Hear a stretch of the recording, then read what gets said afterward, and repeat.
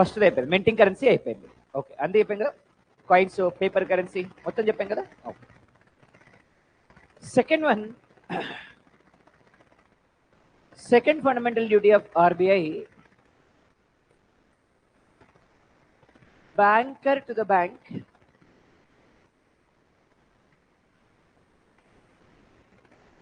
Apex Bank,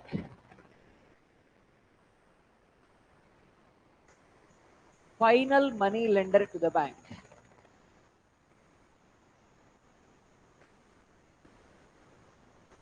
Final money lender to the bank. So this is what the second fundamental duty of RBI. Banker to the bank, Apex Bank, final money lender to the bank. And how can we say a bank is a banker to the bank, RBI is a banker to the bank, final money lender to the bank, and Apex Bank? Right. We know the definition of bank. What is the definition of bank? ఏంటమ్మా bank అంటే?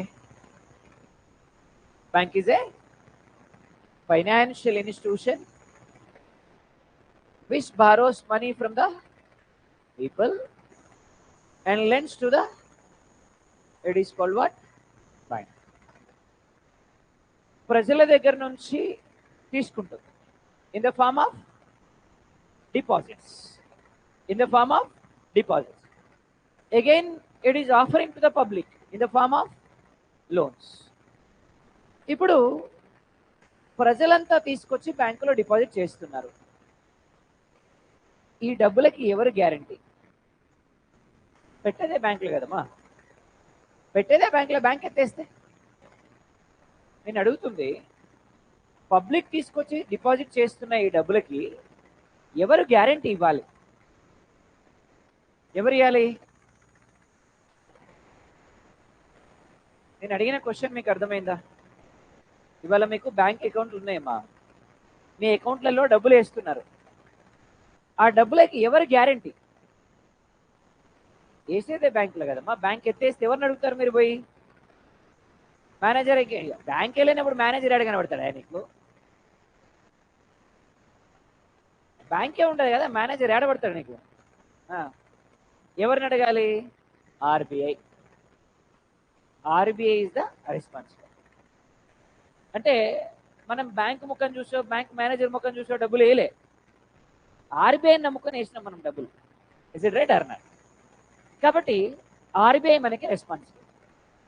అందుకని RBI ఏమంటదంటే, ఎవరైనా bank establish చేసేటప్పుడు, C brother, మిమ్మల్ని చూసి డబ్బులు వేయరు, నీ ముఖం చూసి డబ్బులు వేయరు, మమ్మల్ని యూజ్ చేస్తారు. రేపేమైనా అటు ఇటు తేడా అయిందనుకో వచ్చి మమ్మల్ని పట్టుకుంటారు. కాబట్టి నువ్వేం చేయాలి? నీ దగ్గరికి వచ్చేటువంటి ట్రాన్సాక్షన్స్లో డైలీ కొంత మొత్తాన్ని మా దగ్గర డిపాజిట్ చేయాలి in the form of CRR. ఏమనాలమ్మా? What is CRR? Cash reserve ratio. ఏమన్నామమ్మా? Cash reserve ratio. Then what is cash reserve ratio? Security deposit maintained by the banks in RBI daily basis. Daily కొంత మొత్తాన్ని ఆర్బీఐలో deposit చేస్తాయి ప్రతి బ్యాంకులు.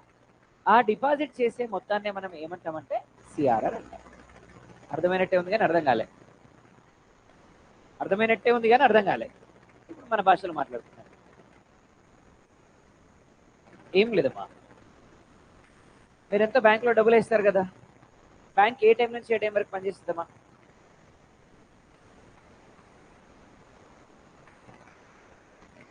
Bank ఏ time నుంచి ఏ time వరకు పనిచేస్తుంది? 10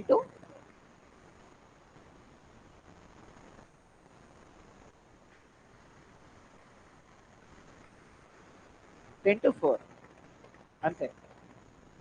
తర్వాత ఎవరైనా పోయిందంటే అది ఉత్తముచ్చటే, 4 వరకే పనిచేస్తుంది. రైట్.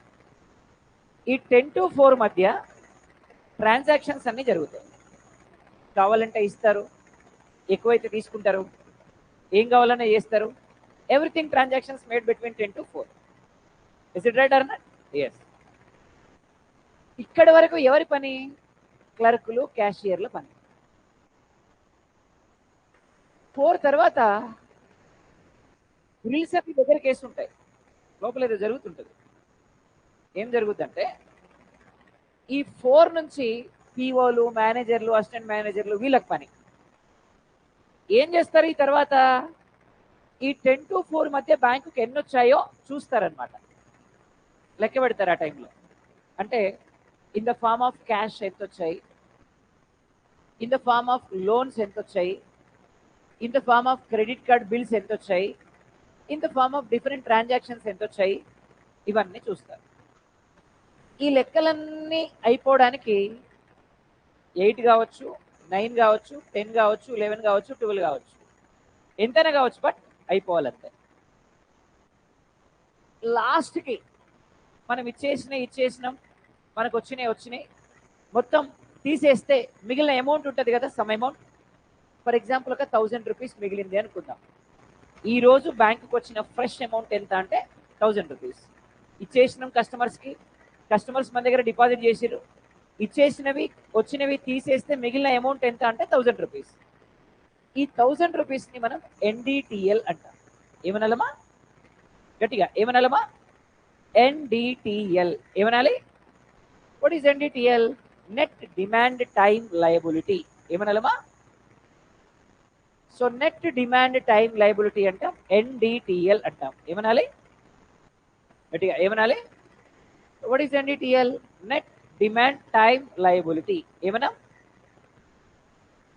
ఇందులో నుంచి ఈ 1000 రూపీస్లో నుంచి ఒక 4% ఆర్బీఐలో డిపాజిట్ చేస్తారు. డిపాజిట్ చేసి బయటకు వచ్చి తాళం వేసి దానికి వైట్ కలర్ క్లాత్ చుట్టి దాని మీద మోర్ వేసి ఎట్టుకెళ్తారు.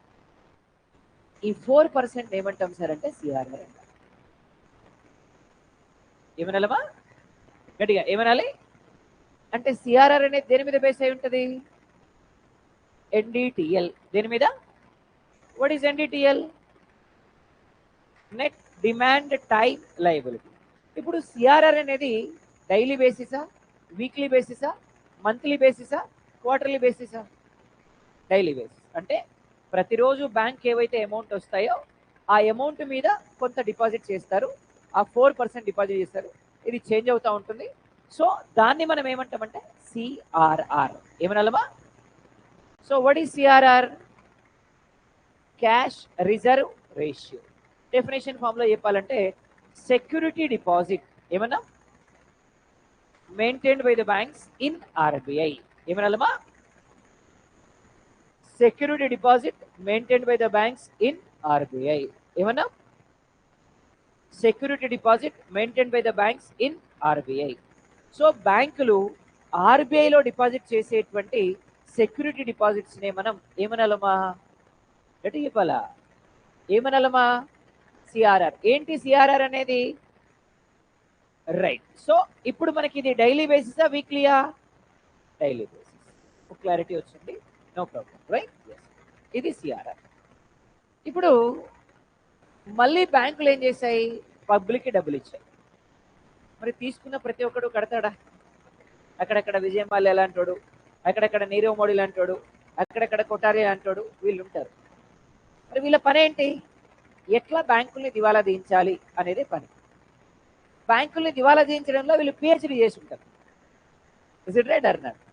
సో మరి తీసుకున్న ప్రతి ఒక్కరు కట్టరు. అప్పుడు నష్టపోయేది ఎవరు? గట్టిగా ఎవరు నష్టపోతారమ్మా? అట్లాంటి టైంలో బ్యాంకును ఆదుకోవాల్సిన బాధ్యత ఎవరిది?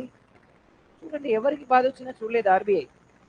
ఇటు కస్టమర్లకు బాధ వచ్చినా చూడలేదు, ఇటు బ్యాంకులకు బాధ వచ్చినా చూడలేదు. ఎవరు? గట్టిగా.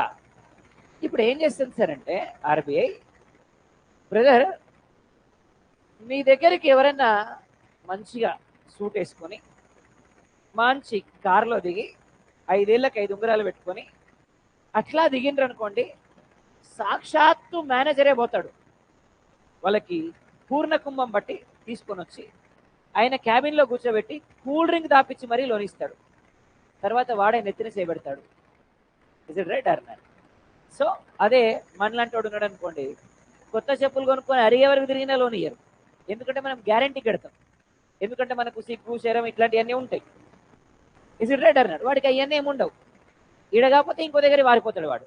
ఆడ కాకపోతే ఇంకొక ఆడి పారిపోతాడు. ఇస్ ఇట్ రైట్ అన్నాడు. మనకి ఏదైనా ఒకటే దిక్కు, మనకే భారతదేశం అంతే. ఇస్ ఇట్ రైట్ అన్నాడు. అందుకనే సో ఏమంటున్నాం సార్ అంటే క్యాష్ రిజర్వ్ రేషియో ఆల్రెడీ మనకు తెలుసు. నెక్స్ట్ వన్ ఏమంటున్నామంటే సో ఆర్బీఐ ఖచ్చితంగా ఏం చెప్తుంది అంటే బ్యాంకులకి ఫ్యూచర్లో మీరు నష్టపోయినప్పుడు మిమ్మల్ని ఆదుకోవాల్సిన బాధ్యత ఎవరిది అంటే మాది. అందుకని మీ దగ్గర కొంత మొత్తాన్ని సెక్యూరిటీగా పెట్టుకోవాలి. ఆ సెక్యూరిటీగా ఉండే మొత్తాన్ని మనం ఎస్ఎల్ఆర్ ఏమన్నామా, స్టాట్యూటరీ లిక్విడిటీ రేషియో. ఏమన్నా స్టాట్యూటరీ లిక్విడిటీ రేషియో ఏమన్నా.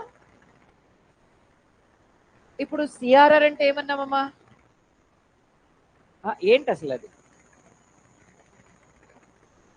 ఎవరు డిపాజిట్ చేయాలి, ఎక్కడ డిపాజిట్ చేయాలి, చేస్తే ఏమనాలి, క్లారిటీ వచ్చింది. ఇప్పుడు ఎస్ఎల్ఆర్ అంటే ఏమంటున్నాం మనం, బ్యాంకులో ఎక్కడ డిపాజిట్ చేయాలి, బ్యాంకుల దగ్గరనే డిపాజిట్ చేసుకోవాలి. ఆర్బీఐ దగ్గర చేస్తే సిఆర్ఆర్ కదమ్మా. Is it right or not? బ్యాంకులు ఏం చేయాలి, బ్యాంకుల దగ్గరనే పెట్టుకోవాలి. దాన్ని ఏమంటాం మనం గట్టిగా అంటే ఫర్ ఎగ్జాంపుల్ బ్యాంక్ దగ్గర 1000 రూపీస్ ఉన్నాయనుకుంటామా, ఈ 1000 రూపీస్ నుంచి ఎగ్జాంపుల్ 4% ఆర్బీఐలో డిపాజిట్ చేయాలి. ఈ 4% ఏమంటాం మనం గట్టిగా, 4% పోతే అంటే 40 రూపాయలు పోతే ఎంత ఉన్నాయి బ్యాంక్ దగ్గర, 960 రూపీస్ ఉన్నాయి, అంతే కదమ్మా. ఇప్పుడు ఇంకా ఏం చేయాలి, 960లో నుంచి ఒక 18.5% బ్యాంకులు వాళ్ళ దగ్గర డిపాజిట్ చేసుకోవాలి. అప్రాక్సిమేట్లీ 18 రూపాయల 185 రూపాయలు అనుకుందాం మనం. సో ఇప్పుడు మనకి 18.5% అంటే ఎంత, అప్రాక్సిమేట్లీ ఎంతమా, అప్రాక్సిమేట్లీ 100 రూపీస్ అనుకుందాం. 100 రూపీస్ లెక్కల క్లాస్ కాదు కదమ్మా, ఇది మ్యాథ్స్ క్లాస్ కాదు కదా.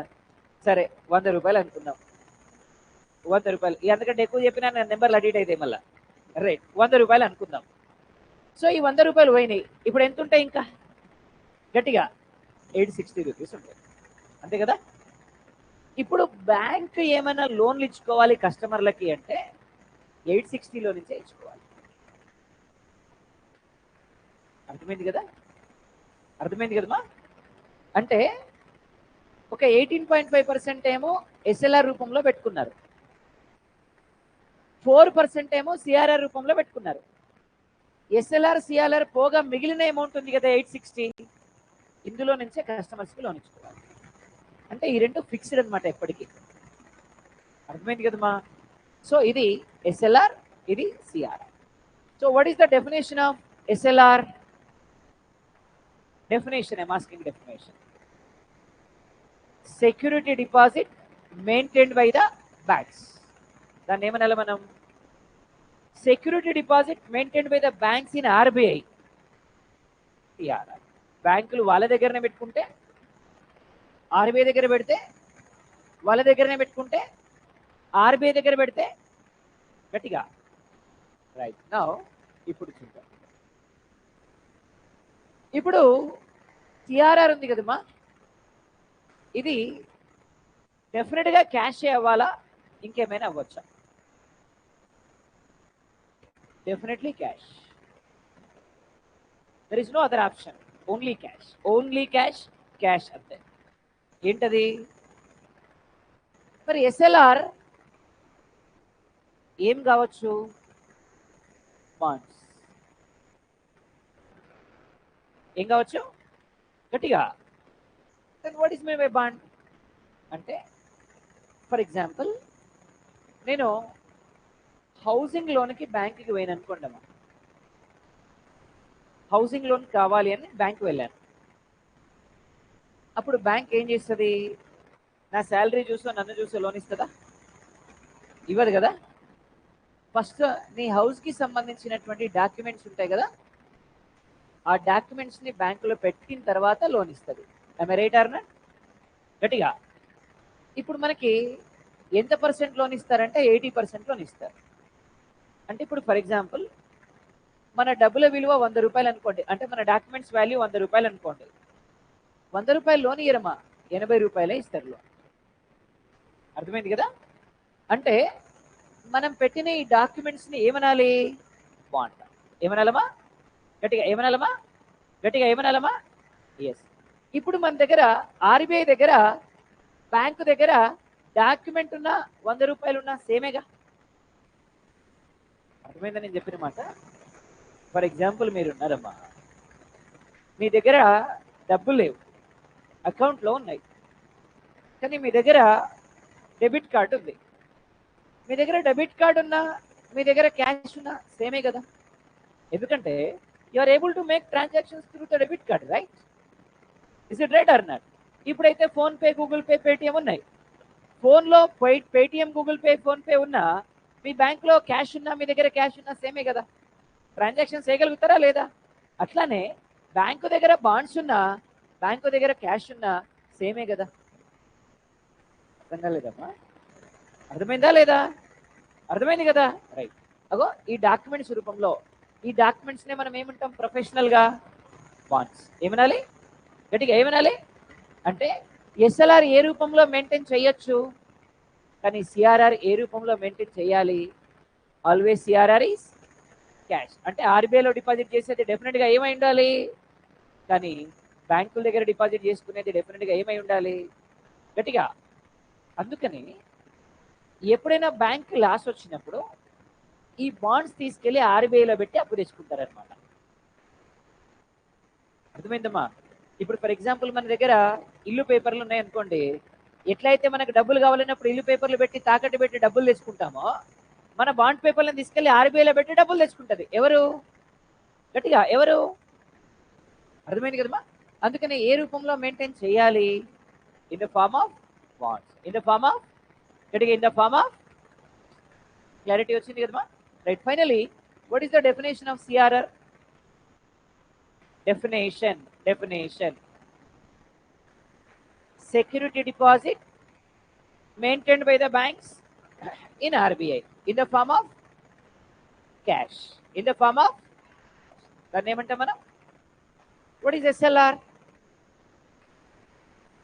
Security deposit maintained by the banks in the form of, దాన్ని ఏమంటాం మనం? గట్టిగా SLR. మరి ఈ రెండు కూడా దేని మీద బేస్ అయి ఉంటాయి? ఈ రెండు కూడా దేని మీద బేస్ అయి ఉంటాయి? NDTL. ఏమన్నా? So these two are based on what? What is NDTL? Net demand time liability. గట్టిగా net demand time liability. That is called what? NDTL. ఏమనాలి? Net demand time liability. ఏమన్నా? గట్టిగా నెట్ డిమాండ్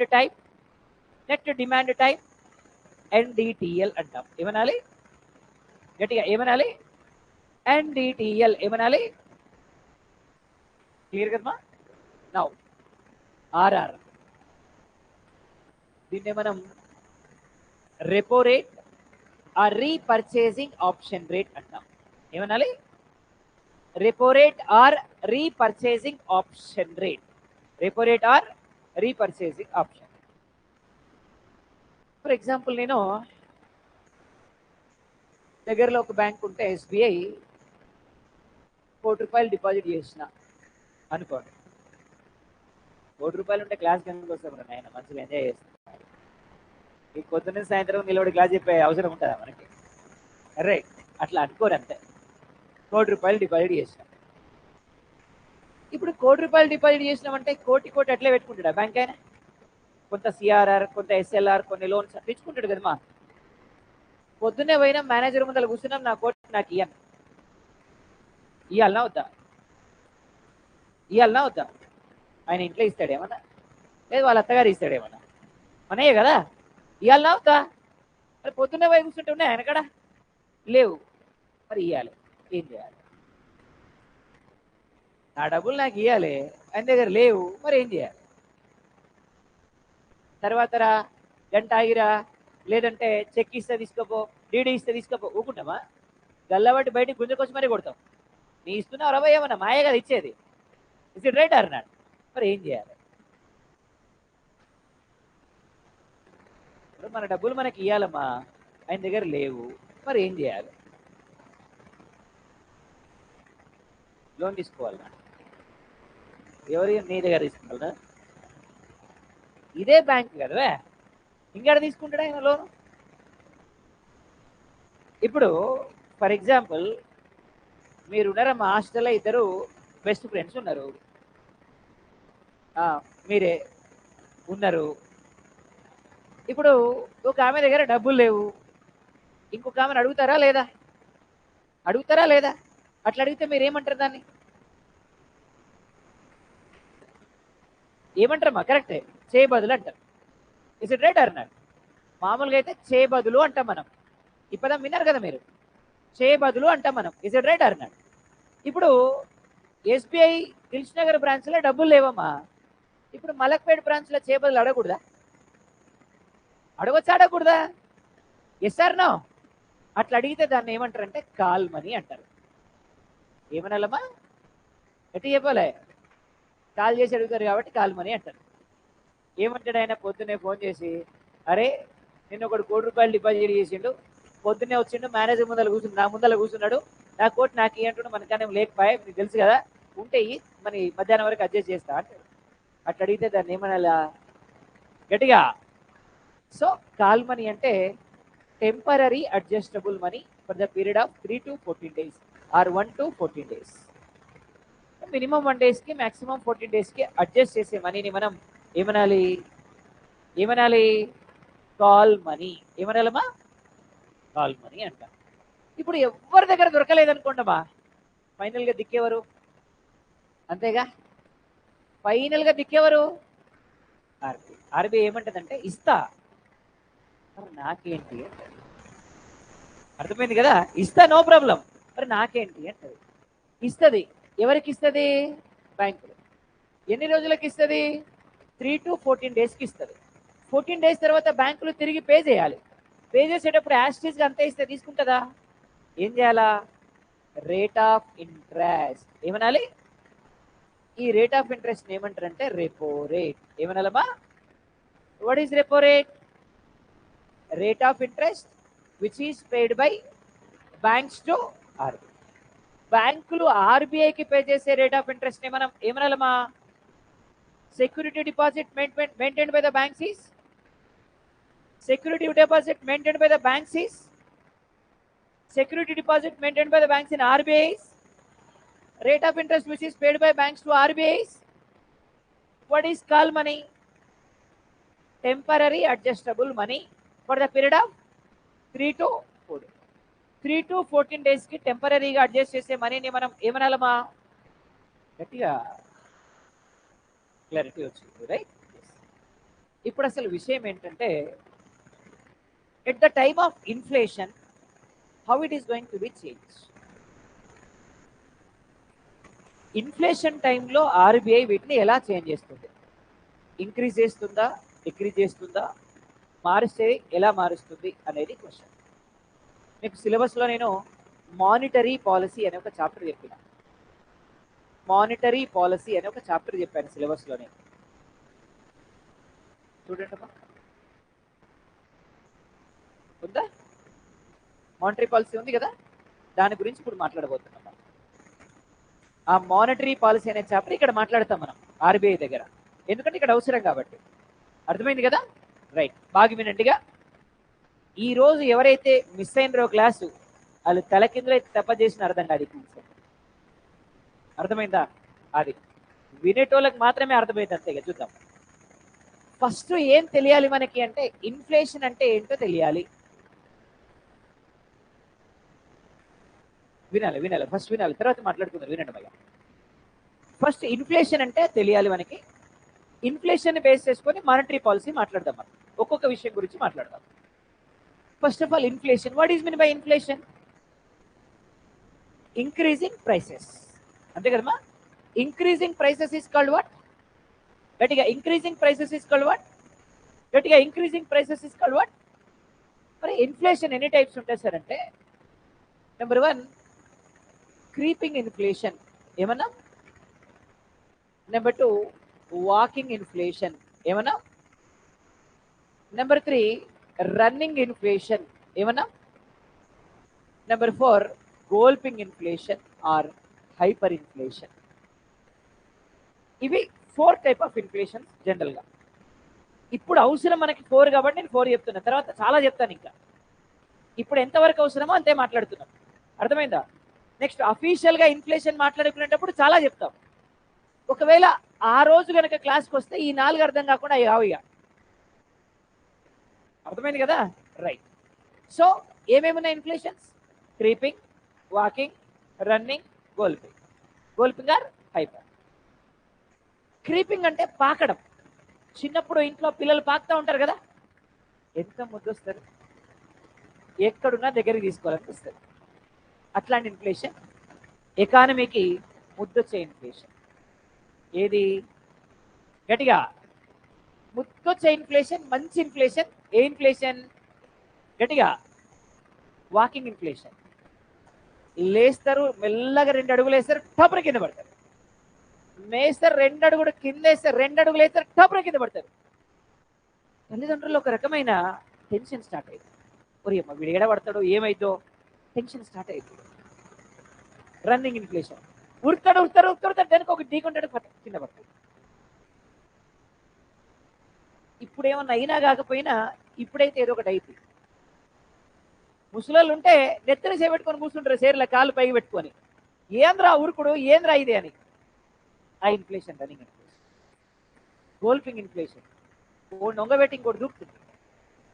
ఆడిరు చిన్నప్పుడు ఆడిరు కదా, కొద్దిగా అటు ఇటు అయినా కాలుకో చేయికో బ్యాండేడ్ ఉంటుంది, లేకపోతే కట్టే ఉంటుంది ఏకంగా.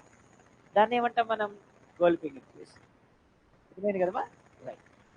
సేమ్ ఇదే స్టైల్లో ఇన్ఫ్లేషన్ గురించి మనం మాట్లాడతాం. Creeping, walking, running, galloping. How many type of inflations? And the base of percentage totally 4 type of inflations are there. ఏమేమున్నాయి? క్రీపింగ్. ఏమేమున్నాయమా? క్రీపింగ్. రైట్, చూద్దాం. ఫర్ ఎగ్జాంపుల్, రేపు మన క్లాస్లో ఒక 10 మందికి సిటీఓ వచ్చింది, కమర్షియల్ ట్యాక్స్ ఆఫీసర్ వచ్చింది, అంటే మిగతా వాళ్ళకి వేరేది వచ్చిందని. 10 మందికి మాత్రం సిటీఓ వచ్చింది. వచ్చిన తర్వాత మీ అందరికీ కాలనీస్ ఇస్తారు. మీరంతా ఈ 10 మెంబర్స్ మీ ఫ్యామిలీస్తో ఈ కాలనీలో ఉంటున్నారు. కాలనీ పేరు సిటీఓస్ కాలనీ. సిటీఓస్ కాలనీలో ఉంటున్నారు. సిటీఓస్ కాలనీలో ఉంటున్నారు 10 members with your families. Families అంటే మీరు, మీ ఆవిడ, 3 పిల్లలు. రైట్. ఈయనంటారు ఆయన పెళ్ళి అనగానే ఈ సంతోషం చల్లకుండా. రైట్. సో మీరు, మీ ఆయన, 3 పిల్లలమ్మా. ఇండియా కదా, 3 ఉండాలి. ఇండియా కాబట్టి 3 పక్క, అంతే కదా? రైట్. సో అంటే ఫ్యామిలీకి 5గురు ఉన్నారనమాట. ఈ మొత్తం కాలనీలో ఎంతమంది ఉంటున్నట్టు? 50 మెంబర్స్, అంతే కదమ్మా? మొత్తం కాలనీలో 50 మెంబర్స్ ఉంటున్నట్టు సిటీఓస్ కాలనీలో. రైట్. మీరంతా గవర్నమెంట్ ఎంప్లాయీస్. గవర్నమెంట్ ఎంప్లాయీస్ కాబట్టి హెల్త్ కేర్ చాలా ఎక్కువ ఉంటుంది. ఈ విశ్వంలో అత్యంత హెల్త్ కేర్ ఎవరికి ఉంటుంది సార్ అంటే గవర్నమెంట్ ఎంప్లాయీస్. పొద్దున 4 గంటలకే లేవాలి, గంట సేపు యోగా చేయాలి, తర్వాత వాకింగ్కి వెళ్ళాలి. వచ్చిన తర్వాత 4 ఇడ్లీ విత్ అల్లం చట్నీ తినాలి. మధ్యాహ్నం కప్పన్నం, కప్పు పెరుగు మాత్రమే తినాలి. సాయంత్రం 4 గంటలకి మొలకెత్తిన గింజలో ఉడకబెట్టిన పల్లీలో తినాలి. 7 గంటలకి 2 రొట్టెలు విత్ పాలకూరో ఏదో ఒక ఆకుకూరో తినాలి. అట్లుంటుంది. నేను పర్ఫెక్ట్ ఉంటుంది. ఇక is it right or not? Government employees కాబట్టి మీరు కూడా ఇక మీరు వాకింగ్కి వెళ్తున్నారు. మీరు, మీ ఆయన, మీరు, మీ ఆవిడ ఇద్దరు కలిపి వాకింగ్కి వెళ్తున్నారు.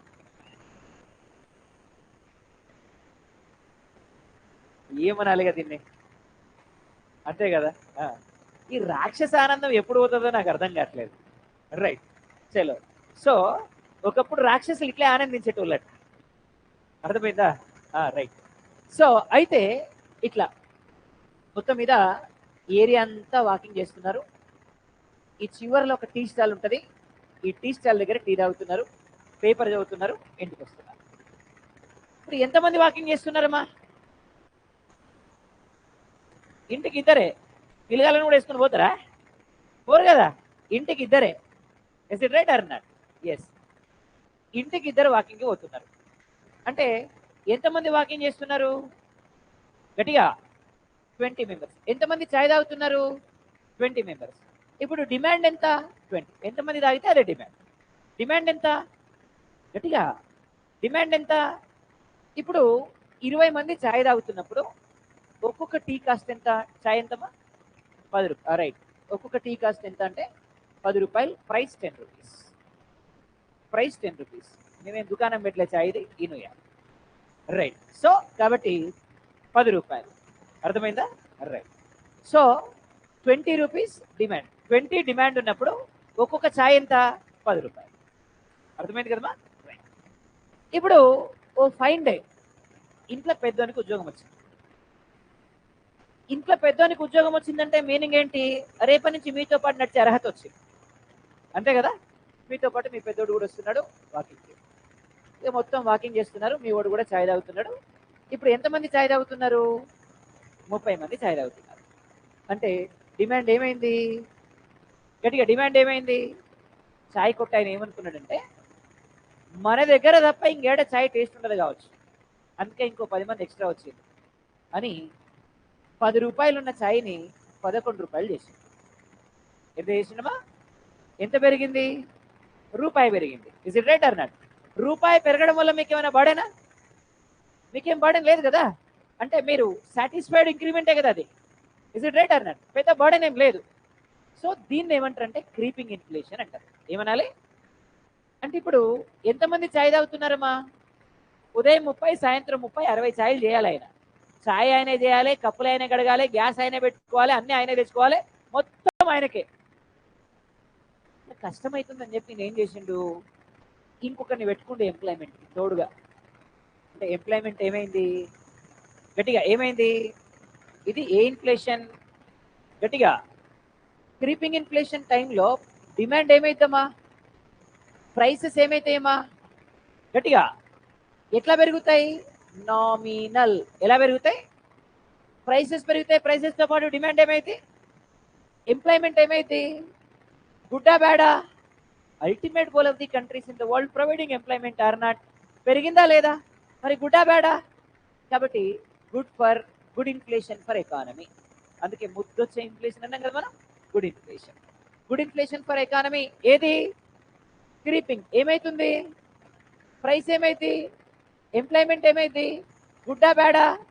గుడ్. అర్థమైందమ్మా? టీ స్టాల్ ఓనర్కి కొద్దిగా ఆశ ఎక్కువ. వీళ్ళంతా గవర్నమెంట్ ఎంప్లాయీస్, ఫస్ట్ శాలరీ కంటే రెండో శాలరీ ఎక్కువ వస్తుంది అని ఏం చేసిండు ఈయన? 11 రూపాయలు ఉన్న ఛాయ్ని 13 రూపాయలు చేసిండు. 13 రూపాయలు చేసిండు. ఇప్పుడు యంగ్స్టర్ ఉన్నాడుగా పెద్దోడు, ఏమన్నాడు అంటే మమ్మీ 13 రూపాయలు పెట్టి ఛాయ్ అవసరమా? నాకు అవసరం లేదు. ఇంకో 2 రూపాయలు పెడితే నీళ్ళు ఎక్కువ కలిపిన జ్యూస్ వస్తుంది, నేను జ్యూస్ తాగుతా, మీరు ఛాయ్ తాగురు అన్నాడు. ఇప్పుడు యంగ్స్టర్ ఏం చేస్తున్నాడు? జ్యూస్ తాగుతున్నాడు. అమ్మ నాన్న ఏం చేస్తున్నారు? ఛాయ్ తాగుతున్నారు. అంటే ఇప్పుడు ప్రైస్ పెరిగింది కాబట్టి ఆల్టర్నేట్ ప్రోడక్ట్స్కి ఆయన కాన్సన్ట్రేట్ చేసింది. అంటే ఆటోమేటిక్గా డిమాండ్ ఏమైంది? గట్టిగా ప్రైస్ పెరిగితే డిమాండ్ ఏమైంది? గట్టిగా ప్రైస్ పెరిగితే డిమాండ్ ఏమైంది? గట్టిగా చెప్పాలమ్మా. ప్రైస్ పెరిగితే డిమాండ్ ఏమైంది? ఇంతకుముందు ఎంతమంది ఛాయ్ తాగినరమ్మా? ఇప్పుడు కూడా ఎంతమంది అవుతున్నారు? ఎకానమీ ఏమైంది? స్టేబుల్. ఏమైంది? అంటే వాకింగ్ ఇన్ఫ్లేషన్ టైంలో ఎకానమీ ఏమవుద్ది? గట్టిగా చెప్పాలా. సో ప్రైస్ పెరిగింది, దాంతో డిమాండ్ ఏమైంది? ఎకానమీ ఏమైంది? గట్టిగా చెప్పాలమ్మా. ఇప్పుడు స్టేబుల్ అయితే ప్రాబ్లం ఏంటంటే ఉన్నోడికి ఉద్యోగం పోదు, కొత్తోడికి ఉద్యోగం రాదు. ఉన్నోడికి పోకపోతే సంతోషమే, కానీ కొత్తోడికి రాకపోతే ప్రాబ్లం. ఎందుకంటే every year lakhs of graduates బయటకు వస్తూ ఉంటారు. వాళ్ళందరికీ ఎంప్లాయ్మెంట్ ఇవ్వకపోతే ఏం పెరుగుద్ది? అన్ఎంప్లాయ్. కాబట్టి ఈ టైంలో ఏం పెరిగింది? అన్ఎంప్లాయ్. గుడ్డా బ్యాడా? బ్యాడ్. అర్థమైందమ్మా? సో ఇది ఏ ఇన్ఫ్లేషన్? గట్టిగా ఏ ఇన్ఫ్లేషన్? గట్టిగా ఏ ఇన్ఫ్లేషన్? నెక్స్ట్ వన్ చూద్దాం, రన్నింగ్ ఇన్ఫ్లేషన్. ఇదేంటి సార్ అంటే టీ స్టాల్ ఓనర్ ఏమనుకున్నాడంటే రూపాయలు చేసినా కూడా వీళ్ళిద్దరు ఛాయ్ తాగుతుర్రంటే ఛాయ్ వీళ్ళ వీక్నెస్ కావచ్చు అని 13 రూపాయలు ఉన్న ఛాయ్ని 15 రూపాయలు చేసిండు. ఎంత చేసిండు? గట్టిగా 15 రూపీస్ చేసిండు. 15 రూపీస్ చేస్తే కొడుకు ఏమన్నాడంటే నాన్నతోటి, డాడీ 15 రూపాయలు పెట్టి ఛాయ్ తాగుడు అవసరమే, నువ్వు 15 రూపాయలు పెడితే మన నాతో పాటు జ్యూస్ తాగొచ్చు, నువ్వు జ్యూస్ వస్తుంది, మంచి నీళ్ళు ఉంటాయి, జ్యూస్ ఉంటుంది, 2 ఉంటాయి, జ్యూస్ వస్తుంది, గ్లామర్ వస్తుంది, ఈ వయసులో నీకు అవసరం అన్నది. ఆ లాస్ట్ మాటకి టెంప్ట్ అయింది డాడీ. కాబట్టి తండ్రి కొడుకులు ఇద్దరు ఏం తాగుతున్నారు? అమ్మకి పాపం ఛాయ్ వీక్నెస్, అమ్మకి ఛాయ్ తాగకపోతే తలకాయన వస్తుంది, అందుకని అమ్మ ఏం చేస్తుంది? ఛాయ్ తాగుతుంది. అయ్య కొడుకులు ఇద్దరు ఏం చేస్తున్నారు? గట్టిగా జ్యూస్ తాగుతున్నారు. అంటే దీంతో డిమాండ్ ఏమైంది? గట్టిగా ఎప్పుడు బాగా తగ్గింది? ప్రైసెస్ బాగా పెరిగితే డిమాండ్ ఏమైంది? ప్రైసెస్ బాగా పెరిగితే డిమాండ్ ఏమైంది? తగ్గిపోయింది. సార్ ఇప్పుడు ఎంప్లాయ్మెంట్ ఏమైంది? గట్టిగా ఇప్పుడు తాగే 5 ఛాయలు 10 ఛాయలకి ఇంకోటి అవసరమా అని వీగేసిండు, వీడు ఒక్కడే చేసుకుంటుండు. కానీ అర్థమైందమ్మా? ఎకానమీ టెన్షన్ని క్రియేట్ చేస్తుంది. ఎందుకు టెన్షన్? తాగేదే ఇంటికి ఒకరు 10 మంది తాగుతున్నారు, వీళ్ళు కూడా తాగుతారా లేదా? టెన్షన్ ఉంది వాడికి. సో ఎకానమీలో టెన్షన్ వస్తుంది, ఇన్ఫ్లేషన్. గట్టిగా సరేరా బాయ్, ఏదైతే అదైంది. ఈమె 15 రూపాయలు పెట్టినా ఛాయ్ తాగుతుంది అంటే ఛాయ్ ఈమె వీక్నెస్. ఇంకో 5 రూపాయలు పెంచినే తాగుతుంది. 15 రూపాయలు ఉన్న ఛాయ్ని 20 రూపాయలు చేసింది. అమ్మకి ఛాయ్ వీక్నెస్, కానీ 20 రూపాయలు పెడితే మాత్రం ఛాయ్ తాగదు. మరి ఏం చేసింది? ఆవేశమే వద్దని చెప్తున్నాను, వినాలి. రైట్. రాత్రికి రాత్రి రౌండ్ టేబుల్ సమావేశం పెట్టింది ఇంట్లో. ఏమని రౌండ్ టేబుల్ సమావేశం పెట్టింది అంటే 20 రూపాయలు ఛాయ్, 20 ముగ్గురం తాగితే 60 రూపాయలు, 60 + 60 120 రూపీస్ పర్ డే. పర్మిషన్ తీసుకున్నాం. Okay.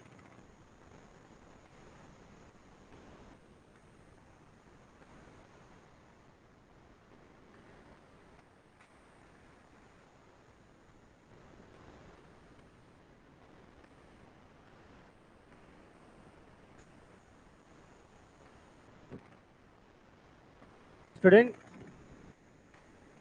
All of you, good morning అందరికీ. Thank you. సార్ అడగండి ప్లీజ్. స్టూడెంట్, నా పేరు Bayalupeta Anji, SC ST BC minority కొలిసే వాళ్ళు చేస్తున్నారు స్టేట్ బుజ్జిగా. మన సార్ శ్రీనివాస్ రెడ్డి సార్ చాలా మనకు అందుబాటులో ఉంటారు. మన మండే కలిసిన సార్ని కూడా, సార్ వాళ్ళు కూడా మనకు బాగా తెలుసు. దిల్సునగర్లో, ఆర్టిస్ట్ కాస్ రోడ్లో, లోకల్లో కొన్ని బీటెక్ క్యాంపస్లు, మెడికల్ క్యాంపస్లు, చైతన్య నారాయణ క్యాంపస్లు అవన్నీ కలుస్తుంటాం, ఫార్మసీ క్యాంపస్లు కలుస్తుంటాం. ఇక్కడే లోకలే మనం గడ్డన్నారు. Motherland welfare and education society 28 నుంచి స్వచ్ఛంద సంస్థ ఓల్డేజ్ హోమ్. ఇందులో జాయిన్ అయిన వాళ్ళు మన ఐడియల్ కాలేజీలో ఇంటర్ చేస్తున్నారు, బిర్లెంట్లో బీటెక్ చేస్తున్నారు, ఎలాంటి ఇబ్బంది లేకుండా మన అయితే డిగ్రీ చేస్తున్నారు.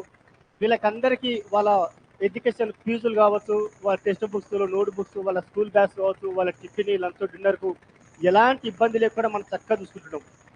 మన రీసెంట్గా నిన్న మండే కూడా సార్, మన శ్రీనివాస్ రెడ్డి సార్ కూడా వన్ డే మొత్తం ఫుడ్ అరేంజ్ చెప్తున్నారు సార్ ఓన్గా. ఈరోజు మన క్లాస్కి వచ్చిన సందర్భంగా స్టూడెంట్, మనకు తెలిసిన వాళ్ళు ఎవరైనా అనాథ చిల్డ్రన్స్ కనిపిస్తే కూడా మనకు కాల్ చేయండి. మీరు బర్త్డేస్ ఉన్నప్పుడు కూడా మన స్వచ్ఛంద సంస్థకు వచ్చి పిల్లల దగ్గర కేక్ కట్ చేపించి లంచ్ పీరియడ్ చేపించచ్చు. మన విక్టోరియా మెట్రో స్టేషన్ ఉంది కదా, మెట్రో స్టేషన్ లెఫ్ట్నే సొర్రక షాపింగ్ మాల్ ఉంది. షాపింగ్ మాల్ గల్లీనే 100 మీటర్ల దూరాన్ని రైట్ సైడ్ మన హాస్టల్. మీరు బర్త్డేస్ ఉన్నప్పుడు రావచ్చు, బుక్స్ కొనియచ్చు, స్కూల్ బ్యాగ్స్ కొనియచ్చు, పిల్లలకు రైస్ కానీ ఏదైనా మీకు ఇంట్రెస్ట్ డొనేట్ చేయొచ్చు. ఈరోజు మన క్లాస్కి వచ్చిన సందర్భంగా మనకి ఎవరి మంత్లీ ట్రాన్స్ఫర్ వాళ్ళు రిటైర్మెంట్ అవ్వడం, ట్రాన్స్ఫర్ వల్ల చాలా వరకు దాతలు ఎలాంటి ఫండ్స్ ముందుకు రాలేదు, చాలా ఇబ్బంది అవుతుంది. ఈరోజు మన క్లాస్కి వచ్చినందుకు సార్, మనం కూడా స్నాక్స్, లంచ్లో క్యాంటీన్ వెళ్తే ఎంతో ఖర్చు పెడుతుంటాం, 100, 200, 500. మన ఏప్రిల్లో పిల్లలకి ఎగ్జామ్ పిల్లలకి ఇబ్బంది ఉంటే వైజాగ్ వెళ్ళి వైజాగ్లో మన దువ్వాడలో విజ్ఞాన engineering college, Jagadamma centre medical college ఉంటుంది, ద్వారకా నగర్లో కైలాస్ గర్ దగ్గర కోచింగ్ సెంటర్లు ఉంటాయి. వాళ్ళవన్నీ కలిసి కూడా 1,00,000 దాకా కలెక్ట్ చేసుకొచ్చి పిల్లల ఫీజులు కట్టి చదివించడం జరిగింది.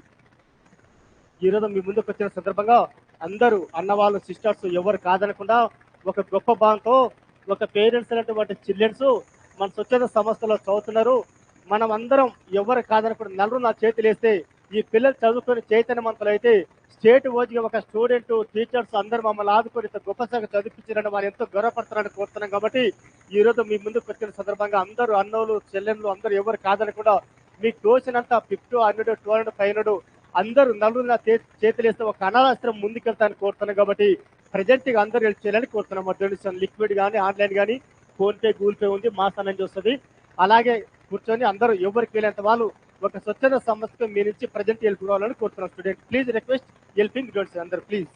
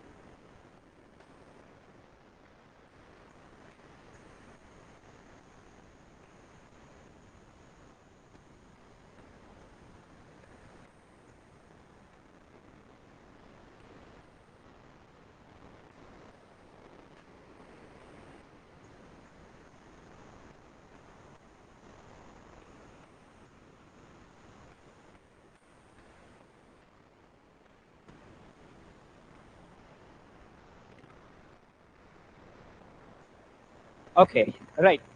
ఏం చెప్తున్నావు మా ఇంతకి? రన్నింగ్ అయిపోయిందా? Okay. So next one, galloping inflation. మరి 20 రూపాయలు పెట్టి ఛాయ్ తాగదమ్మా. రాత్రి రౌండ్ టేబుల్ సమావేశం పెట్టింది. మీరేమో ఛాయ్ తాగుతారు, నేనేమో ఛాయ్ తాగుతా, మీరేమో జ్యూస్ తాగుతారా? తాగితే అందరం ఛాయ్ తాగాలి, లేకపోతే అందరం జ్యూసే తాగాలి. కానీ అందరం ఏం తాగాలి? ఛాయే తాగాలి. ఎవరేం చెప్పినా హోమ్ మినిస్టర్ చెప్పిందే ఫైనల్ కదా. Is it right or not? So కాబట్టి అందరం ఛాయే తాగాలి. మరి 20 రూపాయలు అంటే మొత్తం మీద 120 పెట్టి ఛాయ్ తాగుతారా? తాగరు కదా. ఏం చెప్పింది నాన్న? పైన ఫ్లాస్క్ ఉంది, కిందికి దింపు. ఫ్లాస్క్ 10 రూపాయలు పాల ప్యాకెట్, రూపాయి చక్కెర, రూపాయి చేపత్త, రూపాయి గ్యాస్, 13 రూపాయలతో పని అయిపోయి. ఈ నీళ్ళు ఎక్కువ పోసి సాయంత్రం కూడా అయితే. Is it right or not? అంటే 13 రూపాయలతో ఉదయం సాయంత్రం తాగొచ్చా లేదా? సో దీంతో ఎవరి ఫ్లాస్క్లో వాళ్ళే చాయ్ పోసుకొని మొత్తం వాకింగ్ చేసి ఎవరి కప్పులో వాళ్ళే చాయ్ తాగి పేపర్ మాత్రం చదివస్తున్నారు. టీ స్టాల్లో ఉన్నారు, సబ్ పిసినారు వీళ్ళు. 5 రూపాయలు పెంచి చాయ్ తాగట్లేరు. మనోడు కూడా దుకాణం బంద్ చేసి వేరే వాళ్ళ కింద పని పోయింది. అంటే ఉన్నోడికి కూడా ఎంప్లాయ్మెంట్ ఏమైంది? కంప్లీట్గా ఏం పెరిగింది? అన్ఎంప్లాయ్మెంట్. సో ప్రైసెస్ బాగా పెరిగితే డిమాండ్ ఏమైంది? తగ్గింది. దీనివల్ల ఏం పెరుగుద్ది? అన్ఎంప్లాయ్మెంట్. ఏం పెరుగుద్ది అన్న? ఎస్. ఇది ఓవరాల్గా మనకి creeping inflation, walking inflation, running inflation, galloping inflation. ఏమేమున్నాయమ్మా? Creeping, walking, running, galloping. Creeping టైంలో ఏమవుతుంది? Good for economy, employment increases. Walking inflation, it stables economy, employment ఏమవుతుంది? తగ్గిపోతుంది. ఇదేమవుతుంది? ఇట్ క్రియేట్స్, ఇదేం చేస్తుంది? Destroys economy. ఎకానమీ మొత్తాన్ని డెస్ట్రాయ్ చేస్తుంది. రైట్. సో ఇన్ఫ్లేషన్ అంటే ఒక ఐడియా వచ్చిందమ్మా. So what is inflation? Increasing prices. గట్టిగా పర్సంటేజ్ని బేస్ చేసుకొని మాట్లాడుకుంటే ఇక్కడ 1 to 2% ఇంక్రీజ్ అవుతాయి. ఎంత పర్సెంట్? గట్టిగా ఇక్కడ 2 to 4% ఇంక్రీజ్ అవుతాయి. ఎంత పర్సెంట్? ఇక్కడ 4 to 10% ఇంక్రీజ్ అవుతాయి. ఇక్కడ మోర్ దెన్ 10% ఇంక్రీజ్ అవుతాయి. ఒకవేళ మోర్ దెన్ 10% ఇన్ఫ్లేషన్ కనుక రికార్డ్ అయితే ఎకానమీ ఏమవుతుంది?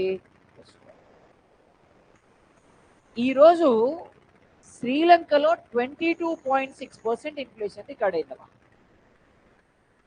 10% రికార్డ్ అయితే మొత్తం ఆగం. ఇప్పుడు ఆగం. ఎక్కడ పరిస్థితి ఏంటంటే లీటర్ పెట్రోల్ 1500 రూపీస్. శ్రీలంకలో litre petrol 1500 rupees. KG rice 2500 rupees. KG rice 2500 రూపాయలమ్మా. చూడ్రి పరిస్థితి ఎట్లుందో. సార్ మరి ఇట్లాంటి సిచ్యువేషన్ ఇండియాలో ఎప్పుడైనా వచ్చిందా? చూసామా, ఎక్స్పీరియన్స్ కూడా ఉంది మనకి. ఎప్పుడు వచ్చింది? రాజీవ్ గాంధీ సారు ప్రైమ్ మినిస్టర్గా ఉన్నప్పుడు వచ్చింది. రావడానికి గల కారణం ఏంటి సార్? ఏంటంటే 1984లో ఇందిరమ్మ పోయింది. ఇందిరమ్మ పోయిన తర్వాత అప్పటి వరకు ఇందిరమ్మ రాజకీయాలన్నీ కూడా సంజయ్ గాంధీ గారు చూసుకున్నారు. సంజయ్ గాంధీ ఇద్దరు కొడుకులు, సంజయ్ గాంధీ, రాజీవ్ గాంధీ. రాజకీయాలన్నీ కూడా సంజయ్ గాంధీ గారు చూసుకున్నారు. సంజయ్ గాంధీ గారు సీతయ్య. ఇందిరమ్మనే సీతమ్మ అంటే అలా నాయనే. ఎందుకు సార్ అంటే ఇందిరమ్మ ఎవరి మాట అన్న వింటది అంటే అది సంజయ్ గాంధీ మాట. ఎందుకు సార్ అంటే ఇందిరమ్మ గురించి మొత్తం తెలిసిన మనిషి ఆయన. ఈడ కత్తి పెడతాడు ఆయన, సంతకం పెడతావు అంటాడు. చిన్న ఎగ్జాంపుల్ చెప్తా వినండి మీకు. 1976లో కంపల్సరీ ఫ్యామిలీ ప్లానింగ్ ఆపరేషన్స్ అనే ఒక సిస్టమ్నే తీసుకొచ్చిండ్రు ఈయన సంజయ్ గారు. ఇందిరమ్మ చెప్పింది, ఒరే వద్దురా నాయన, ఫ్యామిలీ ప్లానింగ్ జోలికి పోవద్దు మనం. భారతదేశంలో దీన్ని ఎవరు యాక్సెప్ట్ చేయరు. వాళ్ళ ఇష్టం, వాళ్ళు పిల్లల్ని కానీ వాళ్ళు పోషించుకుంటే మనకేం బాధ అని చెప్పి చెప్పిందా. ఆయన వినలే. ఖచ్చితంగా అమలు చేయాల్సిందే, చేస్తావా చేయవా అని చెప్పి సంతకం పెట్టించి కంపల్సరీ ఫ్యామిలీ ప్లాన్. ఏం చేసిండ్రు, గవర్నమెంట్ ఎంప్లాయీస్ అందరికీ, గవర్నమెంట్ అఫీషియల్స్ అందరికీ టార్గెట్లు ఇచ్చారు. మీరు నెలకి ఇన్ని కుటుంబ నియంత్రణ ఆపరేషన్లు చేయించాలి, లేకపోతే ఉద్యోగం కట్టన్నారు, లేదు ప్రమోషన్ కట్టన్నారు. వీళ్ళు ఏం చేసిండ్రు, వాళ్ళ ఉద్యోగాన్ని కాపాడుకోవడానికి, వాళ్ళ ప్రమోషన్స్ని కాపాడుకోవడానికి పెళ్ళైనా కాకపోయినా డబ్బులు ఇచ్చిండ్రు, పట్టుకపోయారు, ఆపరేషన్లు చేయించారు. అదే జరిగిందమ్మా ఆ రోజు. దీంతో ప్రభుత్వం మీద బాగా వ్యతిరేకత వచ్చింది. నెక్స్ట్ ఎలక్షన్ జరిగినాయి. ఎలక్షన్లలో ఇందిరాగాంధీ ఓడిపోయింది, మొరార్జీ దేశాయ్ ప్రైమ్ మినిస్టర్గా అయిండు. మీకు గుర్తుంది కదా. అంటే ఇందిరాగాంధీ ఓడిపోవడానికి కారణం ఏంటి అంటే, ఒకటి ఫ్యామిలీ ప్లానింగ్ ఆపరేషన్స్, ఇంకోటి emergency. Only because of these 2 issues Indira Gandhi ఓడిపోయింది ఆ రోజు. అంతకుముందు చాలా గొప్ప చేసింది ఇందిరాగాంధీ, కానీ కేవలం 2 సంఘటనల వల్ల ఆమె ఇండియాలో ఓడిపోయింది. ఎవరామె? అట్లుంటుంది అనమాట భారతదేశంలో. ఏమన్నా మాట్లాడండి ఎక్సెప్ట్ ఫ్యామిలీ ప్లాన్. అది భారతదేశంలో సిచ్యువేషన్ ఈరోజు. అర్థమైంది కదమ్మా ఇది. సో ఇక తర్వాత సంజయ్ గాంధీ సారు, ఆయన కూడా పైలట్. ఆయన చాలా ఎంజాయ్ చేస్తాడు బాగా జీవితాన్ని.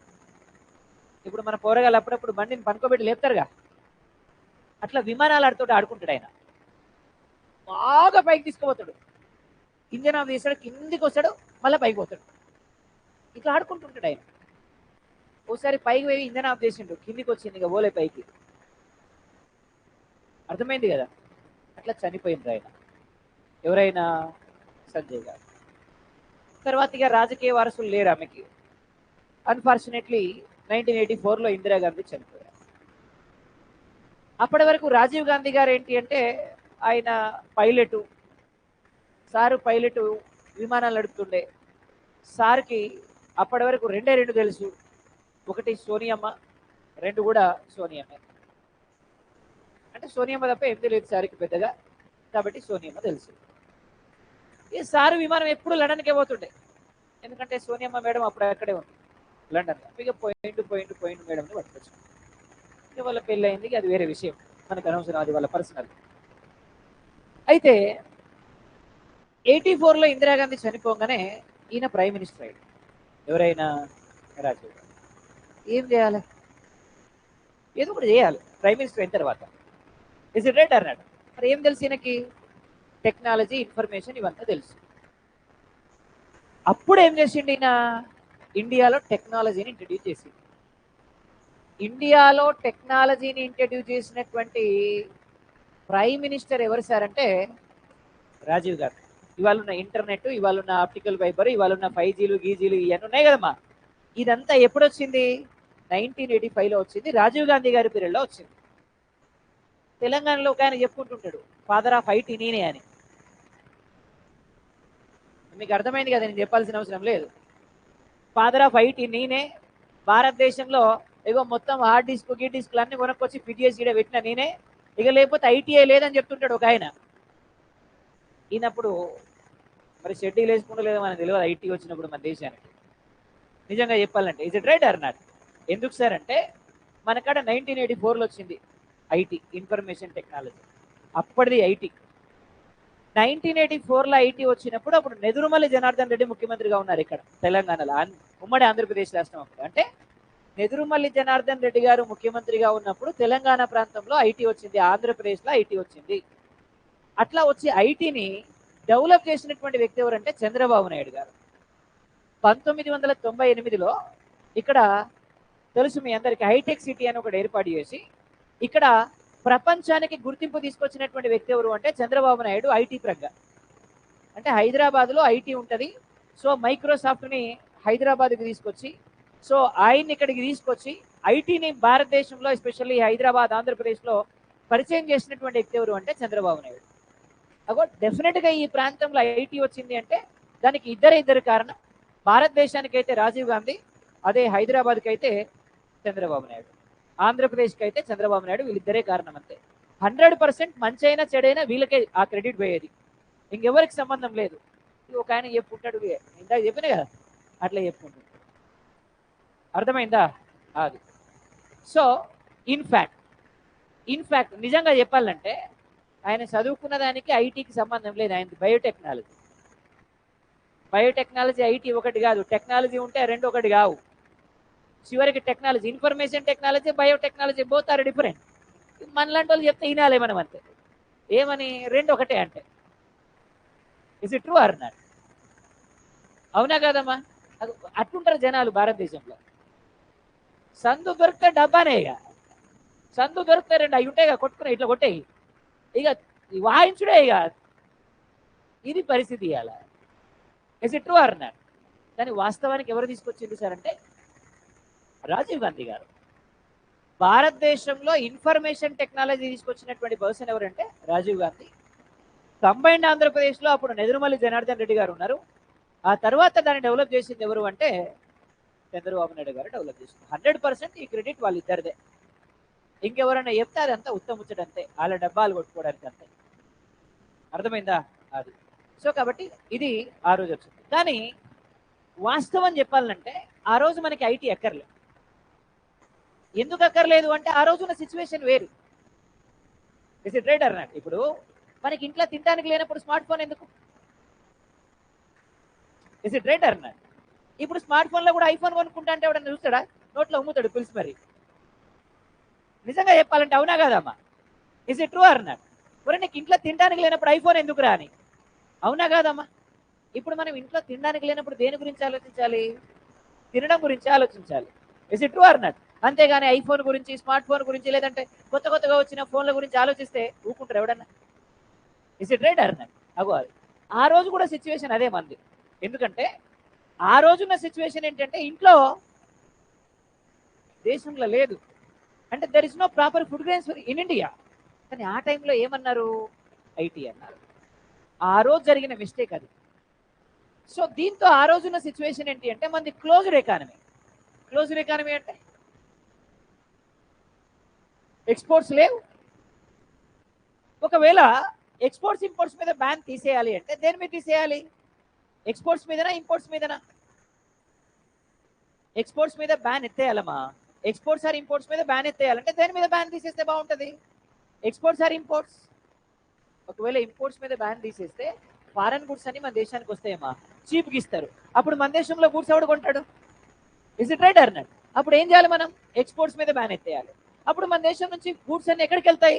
ఫారెన్ కంట్రీస్కి వెళ్తాయి. దానివల్ల ఇక్కడ ప్రొడక్షన్ ఏమైంది? పెరుగుతుంది. దానివల్ల ఎంప్లాయ్మెంట్ ఏమైంది? పెరుగుతుంది. దానివల్ల ఇండస్ట్రియలైజేషన్ ఏమైంది? పెరుగుతుంది. దానివల్ల పర్ క్యాపిటల్ ఇన్కమ్ ఏమైంది? పెరుగుతుంది. యాక్చువల్గా ఇది చేయాలి. కానీ మీలాగానే ఆలోచించిండు సార్ కూడా. ఆలోచించి ఏం చేసిండు? ఇంపోర్ట్స్ మీద బ్యాన్ ఎత్తేసి, బ్యాన్ ఎత్తేస్తే ఫారెన్ గుడ్స్ అన్ని మన దేశానికి వచ్చాయి. ఫారెన్ గుడ్స్ అన్ని మన దేశానికి వచ్చాయి. వచ్చిన తర్వాత మన దేశంలో ఉన్న గూడ్స్ ఎవడు కొనలేదు. దీంతో 1991లో 16.1% ఇన్ఫ్లేషన్ రికార్డ్ అయింది. యాక్చువల్గా 3 to 3.5% రికార్డ్ అవ్వాలి, కానీ ఎంత రికార్డ్ అయింది అంటే 16.1% రికార్డ్ అయింది. డిజాస్టర్ ఇక. ఆ టైంలో 1991లో రాజీవ్ గాంధీ గారు చనిపోయారు. విపి సింగ్ తీసుకొచ్చి చైర్లో కూర్చోబెట్టారు. కరెక్ట్గా 7 నెలలు ఉన్నాడు. దండం పెట్టినాడు. దండం పెట్టి నీకో దండం, నీ సీట్కో దండం, నాకు వద్దని ఇంటికి పెట్టారు. చంద్రశేఖర్ని తీసుకొచ్చి చైర్లో కూర్చోబెట్టారు. ఆయన నేను రాజకీయాల నుంచి రిటైర్మెంట్ తీసుకుంటున్నాను వెళ్ళిపోయాను, నాకు అవసరమే లేదు. భారతదేశానికి ప్రైమ్ మినిస్టర్ కరువైంది. ప్రైమ్ మినిస్టర్ లేడు. ఎవరినన్నా పిలిచి అందులో కూర్చోమంటే దండం పెడుతున్నారు, బాబు మమ్మల్ని బతకని మా కొద్ది సీట్ అంటున్నారు. అంటే ఎంత దారుణమైన సిచ్యువేషన్ ఆ రోజు ఉందో దీన్ని బట్టి చూడండి. అట్లాంటి టైంలో భారతదేశానికి పిఎం కరువు అయితే భారతదేశానికి కనిపించిన ఒకే ఒక ఆప్షన్ ఎవరు సార్ అంటే పివి నరసింహారావు. అట్లా మన తెలుగోడికి అవకాశం వచ్చింది. అంటే భారతదేశం అంత ఘోరమైన క్లిష్ట పరిస్థితిలో ఉన్నప్పుడు భారతదేశాన్ని ఆదుకున్నటువంటి వ్యక్తి ఎవరంటే మన తెలుగోడు. ఇప్పటి వరకు తెలుగోడు ఎప్పుడన్నా ప్రైమ్ మినిస్టర్ అయిందా? ఆ రోజు అవసరం కాబట్టి అయిండు. తీసుకొచ్చి చైర్లో కూర్చోబెట్టారు. చైర్లో కూర్చోబెడితే అప్పుడు ఈయన ఆర్బీఐ గవర్నర్గా మన్మోహన్ సింగ్ చేస్తున్నాడు. ఆయన గవర్నర్గా తీసేసి ఫైనాన్స్ మినిస్టర్ పదవి ఇచ్చి మనం ఏదో ఒకటి చేయాలి దేశాన్ని, లేకపోతే ఆగమైపోద్దని చెప్పి అప్పుడు వీళ్ళిద్దరు కలిపి ఎకనామిక్ రీఫార్మ్స్ తీసుకొచ్చారు ఇండియాలో. ఏం తీసుకొచ్చారమ్మా? LPG system. ఏ సిస్టమ్? Liberalisation, privatisation, globalisation. ఏమన్నా? అట్లా అలాంటి ఘోరమైన క్లిష్ట పరిస్థితి నుంచి భారతదేశాన్ని బయటికి తీసుకురాగలిగినటువంటి వ్యక్తులు ఇద్దరే. ఒక ఆయన పివి నరసింహారావు, ఇంకొక ఆయన మన్మోహన్ సింగ్. ఆ రోజు పివి నరసింహారావు, మన్మోహన్ సింగ్ లేకపోతే మీరన్నో గొర్రెలు, నేనన్నో బర్రెలు కాసుకుంటుంటాం. ఇటు దాకా రాకపోతుంటే డెఫినెట్గా అంతేమో. నేను చెప్పింది వాస్తవం. ఎందుకంటే ఈ రోజు మనం చదువుకోవడానికి, ఉన్నత చదువులు చదువుకోవడానికి ఇద్దరు కారణం. ఒక ఆయన డాక్టర్ బిఆర్ అంబేద్కర్, ఇంకొక ఆయన పివి నరసింహారావు. 100%. ఎందుకంటే చదువుకుంటేనే మీరు ఉన్నత స్థాయికి చేరుకుంటారు అని అందరికీ చదువు కావాలని చెప్పినటువంటి వ్యక్తి ఎవరు అంటే డాక్టర్ బిఆర్ అంబేద్కర్. ఆ రోజు కేవలం రాజుల పిల్లలకి, జమీందారుల పిల్లలకి మాత్రమే ఉన్న చదువుని అందరికీ కావాలి అని చెప్పినటువంటి వ్యక్తి డాక్టర్ బిఆర్ అంబేద్కర్. అట్లా చదువుకునే అవకాశం మనకు వచ్చింది. చదువుకుంటుంటే మనం ఎక్కడి వరకు? 10th క్లాస్ వరకు. ఎందుకంటే మన ఊర్లో స్కూల్లో 10th క్లాస్ వరకే ఉంటుండే. తర్వాత ఎక్కడనో కాలేజ్ ఉంటుంటే ఆడికి మనోళ్ళు పంపించేటోళ్ళు కాదు. ఒకవేళ ఆడికి పోయి చదువుకోవాలన్నా కూడా మనకి ఉండేవి కావు. Is it right or not? అట్లాంటి వాటిని డీసెంట్రలైజ్ చేసి, ప్రైవేటైజేషన్ చేసి, సో ఎడ్యుకేషన్ని కూడా ప్రైవేటైజేషన్ చేసి, సో అందరికీ విద్య అందుబాటులోకి వచ్చేలాగా ప్రైవేట్ స్కూల్స్ని, ప్రైవేట్ కాలేజెస్ని ఎస్టాబ్లిష్ చేసి అందరికీ చదువు తీసుకొచ్చినటువంటి వ్యక్తి ఎవరంటే తర్వాత పివి నరసింహారావు. ఇప్పుడు నేను చెప్పింది కరెక్టా కాదా? ఇద్దరు ఇలా మనం చదువుకోవడానికి కారణం ఒక ఆయన డాక్టర్ బిఆర్ అంబేద్కర్, ఇంకొక ఆయన పివి. చదువుకోవడానికి కారణం డాక్టర్ బిఆర్ అంబేద్కర్. ఉన్నత చదువులకి రావడానికి, మీరు డిగ్రీలు, పీజీలకు రావడానికి కారణం పివి. అర్థమైంది కదమ్మా? సో వీళ్ళిద్దరే డెఫినెట్గా మనం ఈరోజు ఈ స్థాయిలో ఉండడానికి కారణం అని చెప్పుకోవచ్చు. సో ఇది ఓవరాల్గా ఎకనామిక్ రిఫార్మ్స్, ఎల్పిజి సిస్టమ్. ఏమన్నా? Liberalisation, privatisation, globalisation. ఏమన్నాం దీన్ని? LPG system. ఏ సిస్టమ్? ఇది ఓవరాల్గా మనకి దీన్ని బేస్ చేసుకొని మనకి ఇన్ఫ్లేషన్ అంటే ఒక ఐడియా వచ్చింది. No problem. అంతే కదమ్మా? రైట్. ఫైనల్గా ఇన్ఫ్లేషన్ అంటే ఏమన్నాం? ఇంక్రీజింగ్. గట్టిగా ఇంక్రీజింగ్. ఎన్ని టైప్స్ ఆఫ్ ఇన్ఫ్లేషన్ ఉందమ్మా? ఏమేమి ఉన్నాయి? Creeping, walking, running, గోల్పింగ్.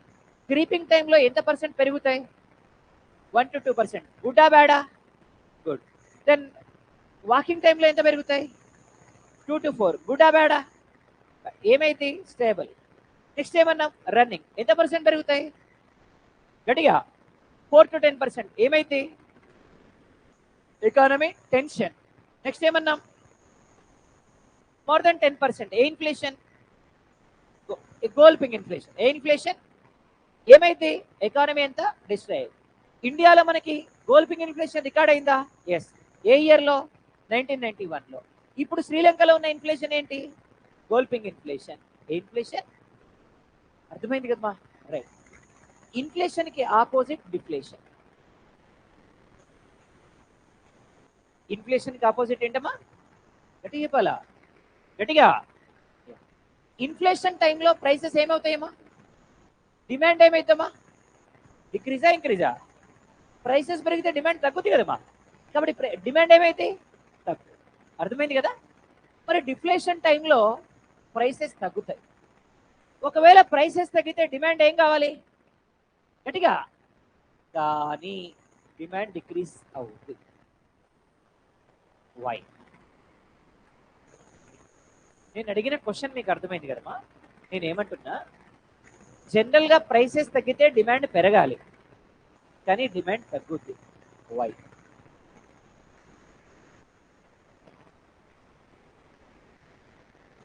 జనరల్గా ఏం కావాలంటే ప్రైసెస్ తగ్గితే డిమాండ్ పెరగాలి, కానీ డిమాండ్ తగ్గుతుంది. Why it is going to be happen? Quality same, products ఏం మారవు, క్వాలిటీ సేమ్, మన income same, everything is same, right?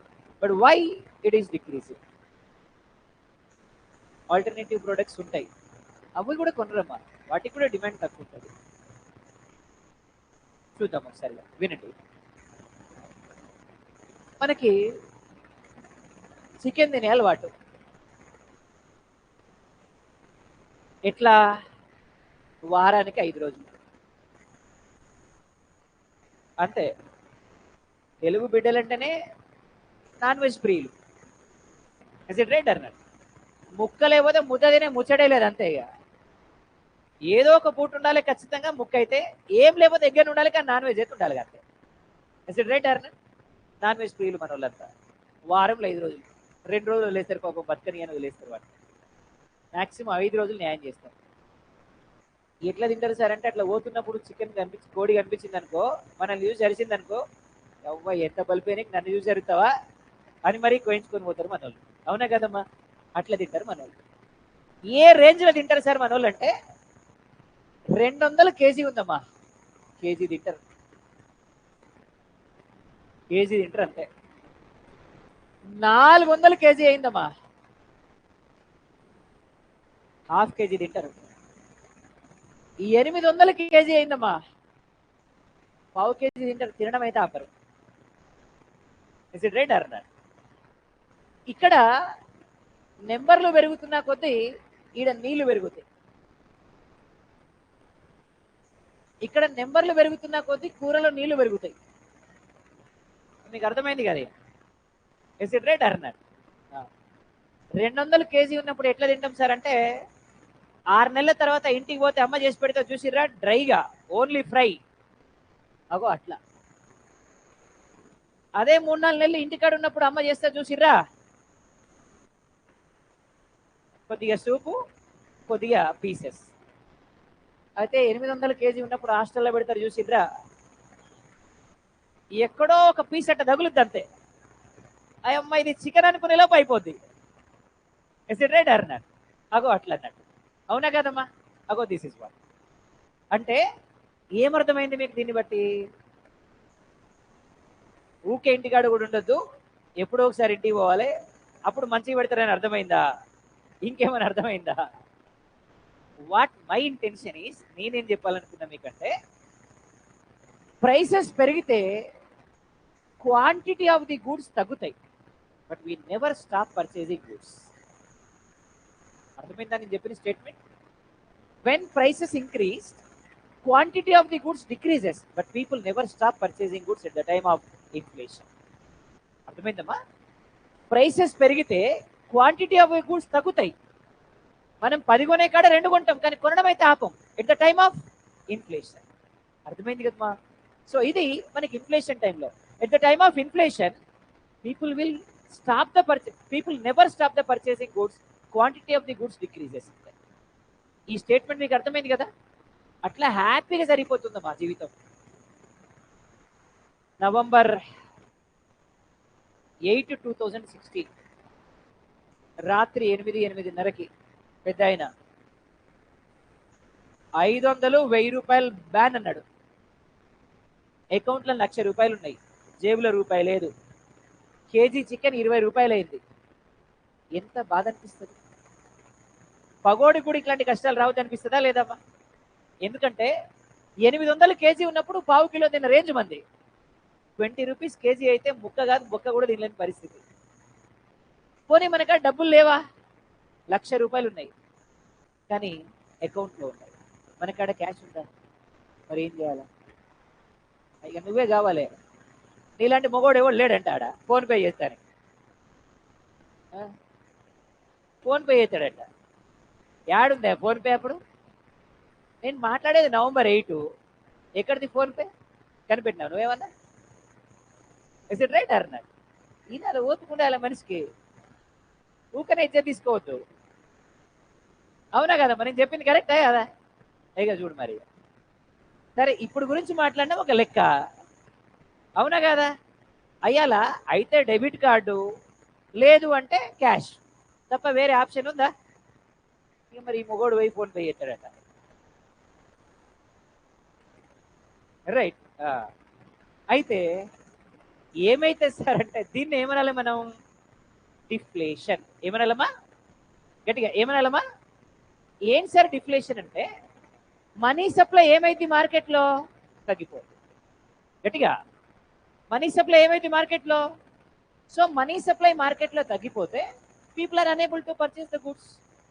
అప్పుడు ఏమైతే ఆటోమేటిక్గా డిమాండ్ తగ్గిపోతుంది. డిమాండ్ తగ్గినప్పుడు ప్రైసెస్ కూడా ఏమవుతాయి? తగ్గిపోతాయి. అర్థమైందమ్మా? దీన్ని ఏమంటాం మనం? డిఫ్లేషన్.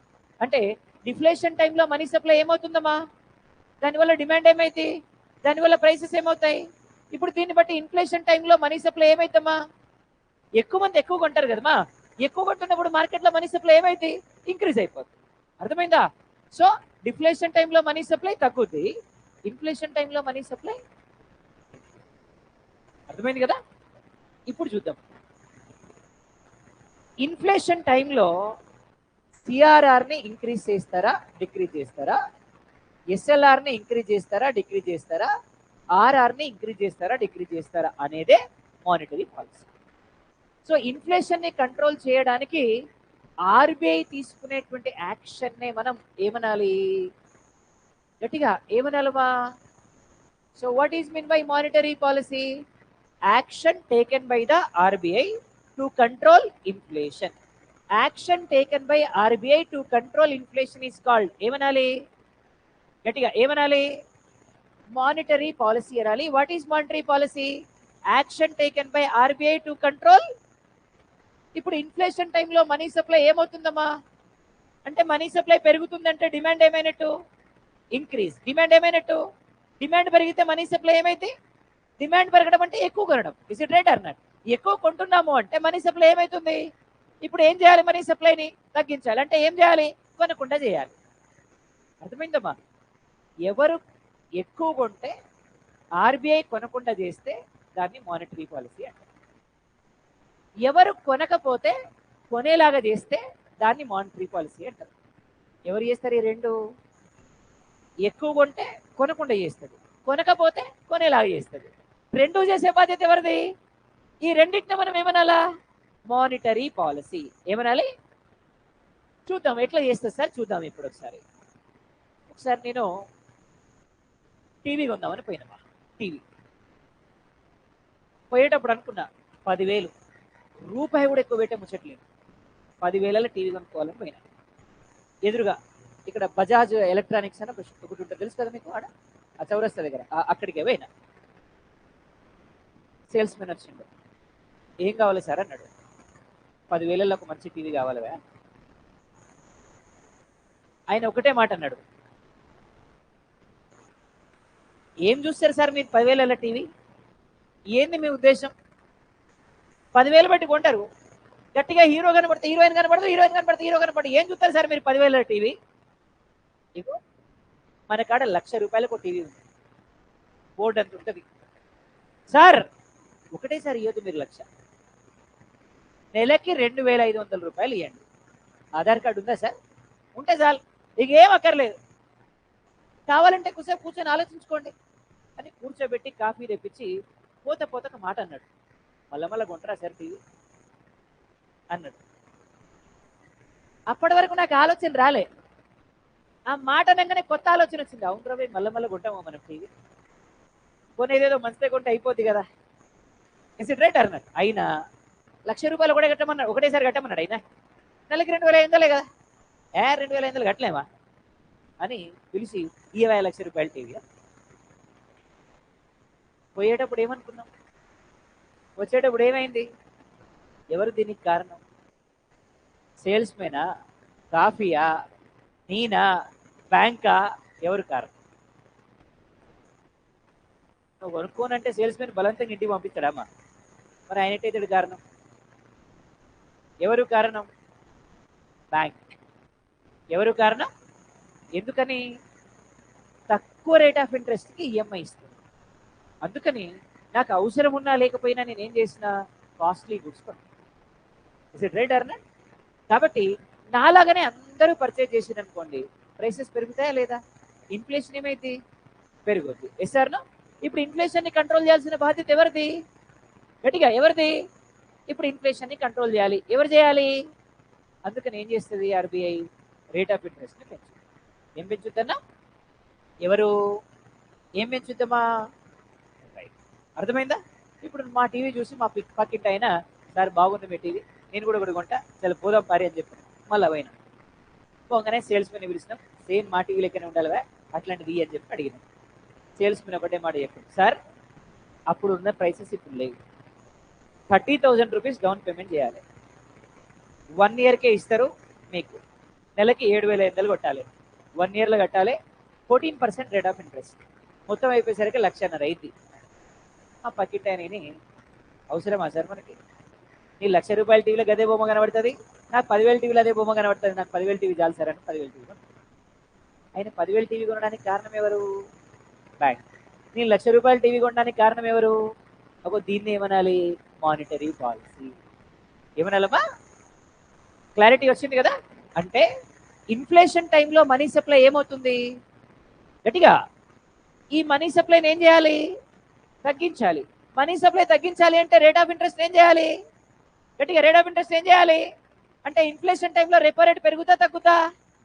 గట్టిగా, at the time of inflation repo rate increased by RBI. ఎవరు పెంచుతారమ్మా?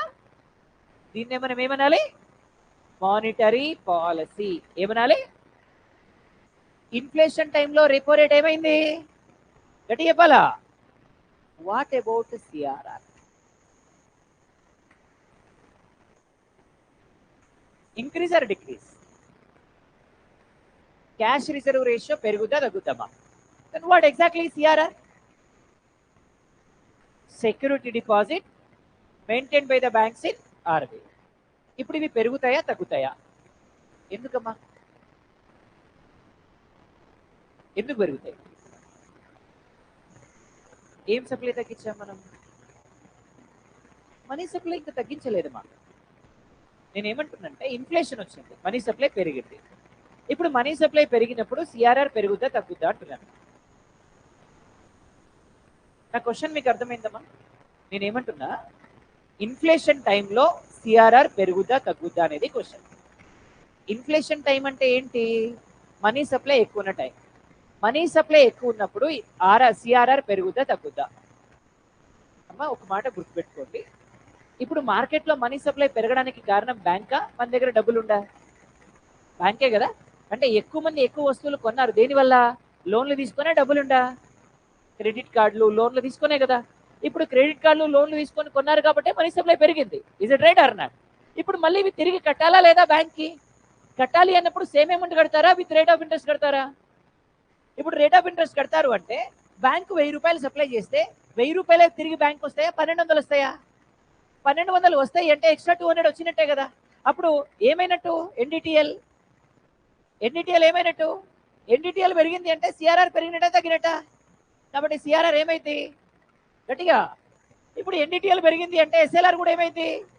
కాబట్టి ఎస్ఎల్ఆర్ కూడా ఏమైంది?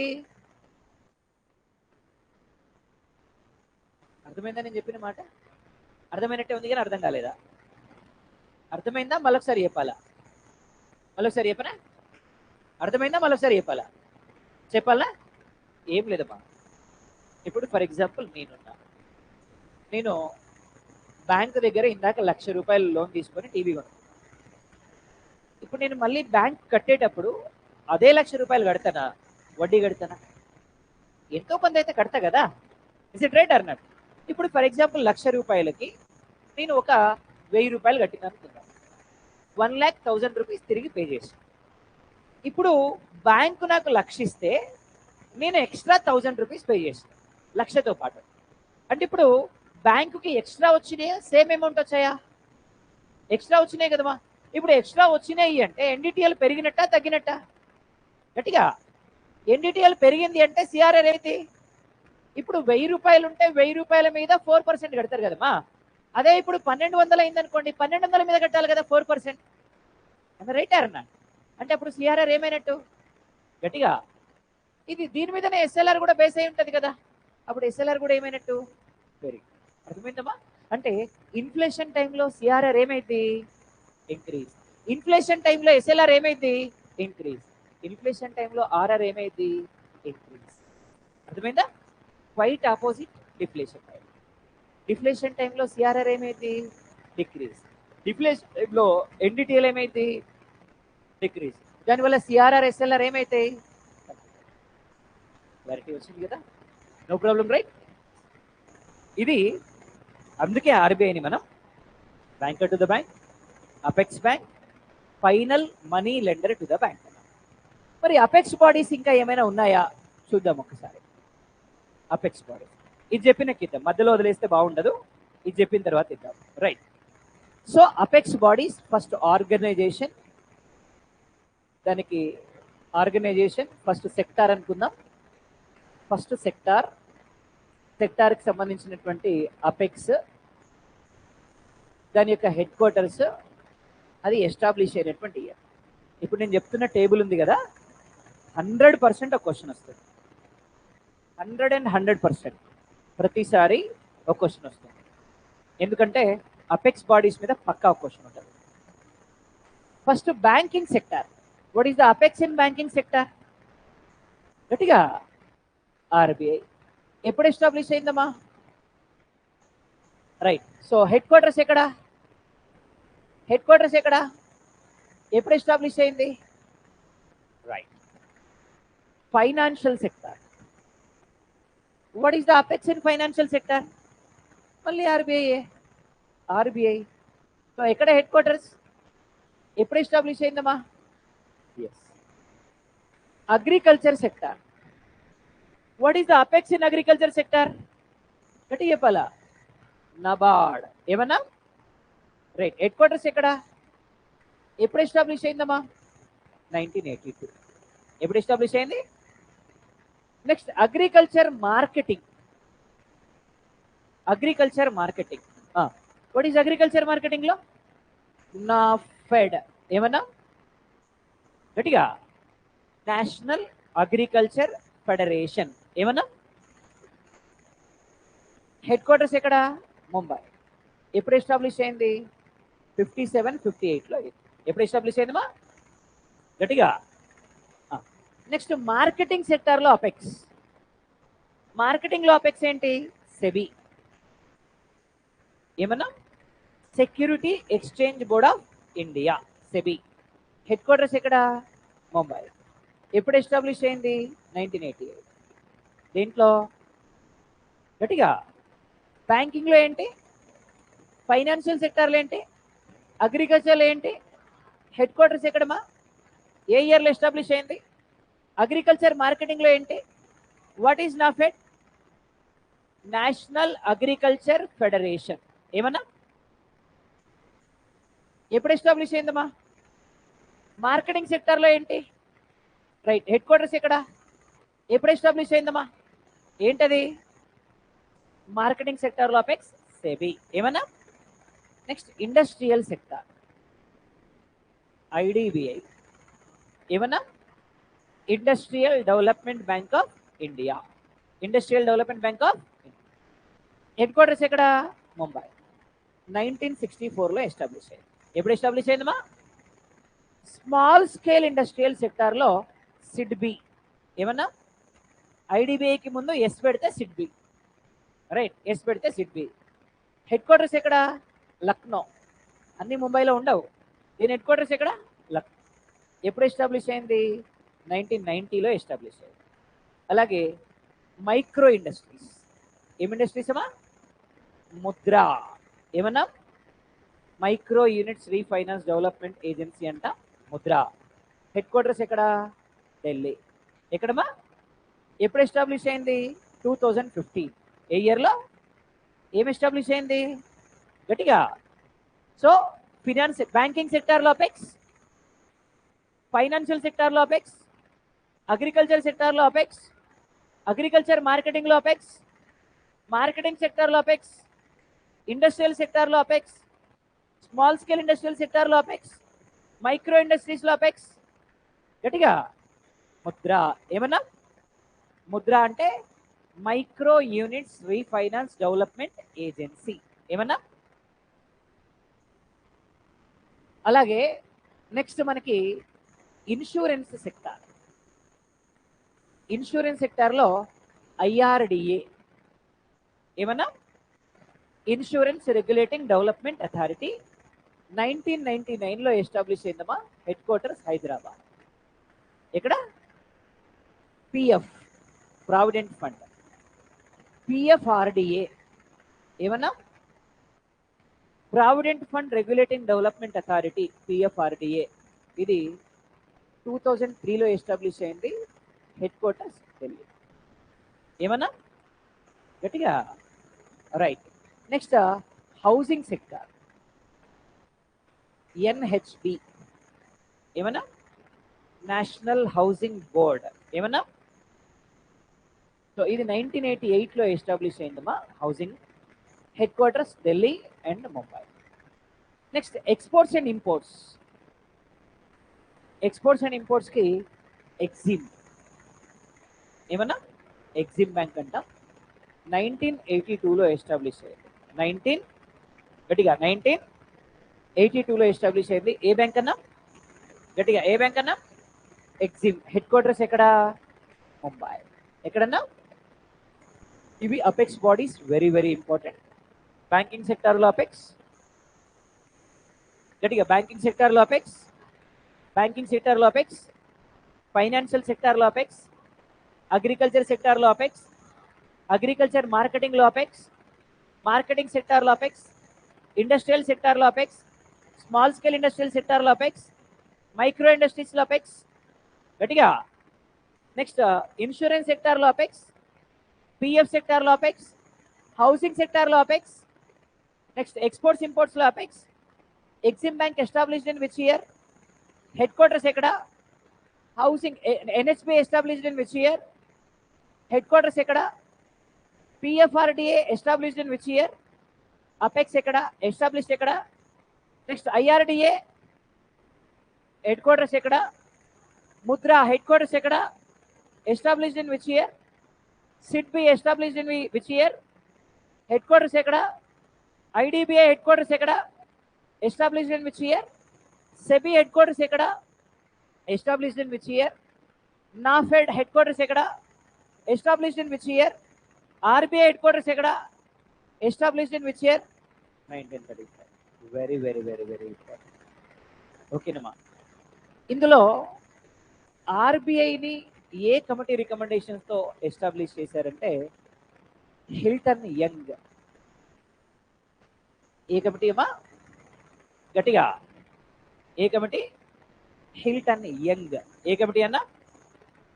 ఇందులో సెబీ షేర్వానీ. ఏ కమిటీ? షేర్వానీ కమిటీ. ఏ కమిటీ? గట్టిగా ఏ కమిటీ? ఇన్సూరెన్స్ సెక్టార్ ఇది మల్హోత్రా. ఏమన్నా? మల్హోత్రా. ఏ కమిటీ? రెగ్యులర్గా అడిగేటువంటి questions. Which of the following committee appointed to make reforms in insurance sector? Insurance సెక్టార్లో రీఫార్మ్స్ తీసుకురావడానికి అపాయింట్ చేసిన కమిటీ ఏది? గట్టిగా. To make reforms in marketing sector which committee appointed?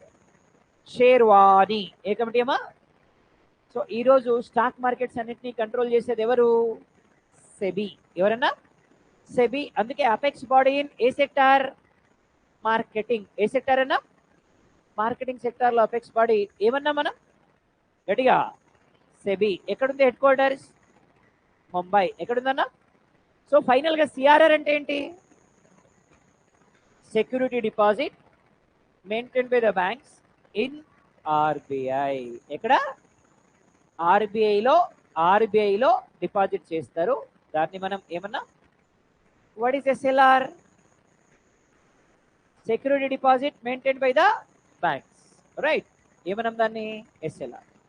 SLR కానీ సిఆర్ఆర్ కానీ దేని మీద బేస్ అయి ఉంటాయి? NDTL. What is NDTL? Net demand time liability. ఏమనాలి? What is RR? What is repo rate? Rate of interest which is paid by banks to ఏమనాలి దాన్ని? RR. ఏమనాలమ్మా? ఆర్ఆర్. ఏమనాలమ్మా? ఇన్ఫ్లేషన్ టైంలో ఆర్ఆర్ ఏమైంది? డిఫ్లేషన్ టైంలో ఆర్ఆర్ ఏమైంది? ఇన్ఫ్లేషన్ టైంలో మనీ సప్లై ఏమైంది? డిఫ్లేషన్ టైంలో మనీ సప్లై ఏమైంది? సో వీటిని ఇంక్రీజ్ డిక్రీజ్ చేయడానికి ఆర్బీఐ తీసుకునే యాక్షన్ ఏమంటారు? మానిటరీ. ఒకవేళ ఆర్బీఐ తీసుకునే యాక్షన్ అయితే మానిటరీ పాలసీ అంటారు. గవర్నమెంట్ తీసుకునే యాక్షన్ అయితే ఫిస్కల్ పాలసీ అంటారు. గవర్నమెంట్ తీసుకుంటే ఆర్బీఐ తీసుకుంటే ఆర్బీఐ అయితే గవర్నమెంట్ అయితే ఆర్బీఐ అయితే ఇండియాలో కాయిన్స్ ని ముద్రించే బాధ్యత ఎవరిది? నేను అట్లా చెప్పిందమ్మా, చెప్పలే కదా అట్లా, గవర్నమెంట్ అనే చెప్పిన కదా. రైట్, సో గవర్నమెంటే కదా. గవర్నమెంట్, నన్ను మళ్ళీ బదనం చేయొద్దు మీరు. రైట్, గవర్నమెంటే. పేపర్ కరెన్సీ ఎవరు ముద్రిస్తారమ్మా? ఇండియాలో ఫస్ట్ టైం కరెన్సీని ముద్రించిన పీపుల్ ఎవరు?